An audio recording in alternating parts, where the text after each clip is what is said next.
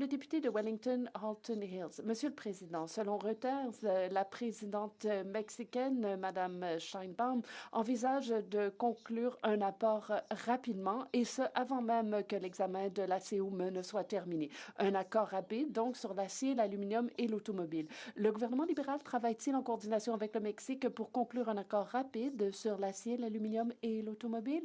Et si ce n'est pas le cas, pourquoi? L'honorable ministre.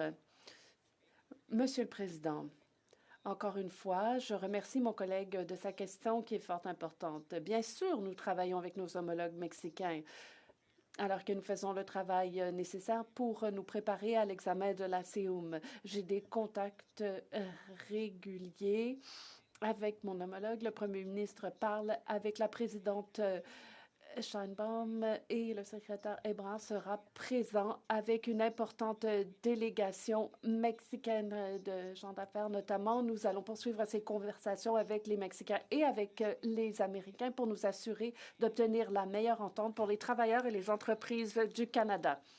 L'honorable député, Monsieur le Président, le Mexique est clairement présent à la table de négociation et fournit des mises à jour officielles. Hier, la présidente Sheinbaum et le représentant américain au commerce Greer se sont officiellement rencontrés. Et selon leur déclaration commune, le Mexique et les États-Unis tiendront des pourparlers cette semaine pour résoudre des différends commerciaux. Et le Mexique et les États-Unis entameront le premier cycle officiel de négociation pour l'examen de la COM la semaine du 25 mai. Quand les discussions entre le Canada et les États-Unis auront-elles lieu pour résoudre les irritants et quand le premier cycle officiel de négociation pour l'examen de la COM entre le Canada et les États-Unis aura-t-il lieu?